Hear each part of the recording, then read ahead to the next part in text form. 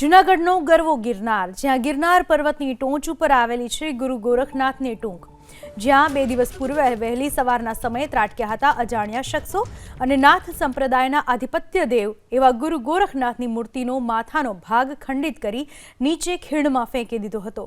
ઘટનાને પગલે સનાતની અને સાધુ સંતોમાં આક્રોશ વચ્ચે આજે ફરી એકવાર ગુરુ ગોરખનાથની નવી મૂર્તિની પ્રતિષ્ઠા કરવામાં આવી। ધાર્મિક વિધિ-વિધાન સાથે ગુરુ ગોરખનાથની પ્રતિમાની પ્રાણ પ્રતિષ્ઠા કરાઈ।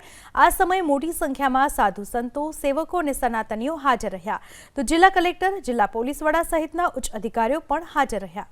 જૂનાગઢનો ગરવો ગિરનાર, જ્યાં ગિરનાર પર્વતની ટોચ ઉપર આવેલી છે ગુરુ ગોરખનાથની ટૂંક, જ્યાં 2 દિવસ પૂર્વે વહેલી સવારના સમયે ત્રાટક્યા હતા અજાણ્યા શખ્સો અને નાથ સંપ્રદાયના આધિપત્ય દેવ એવા ગુરુ ગોરખનાથની મૂર્તિનો માથાનો ભાગ ખંડિત કરી નીચે ખીણમાં ફેંકી દીધો હતો।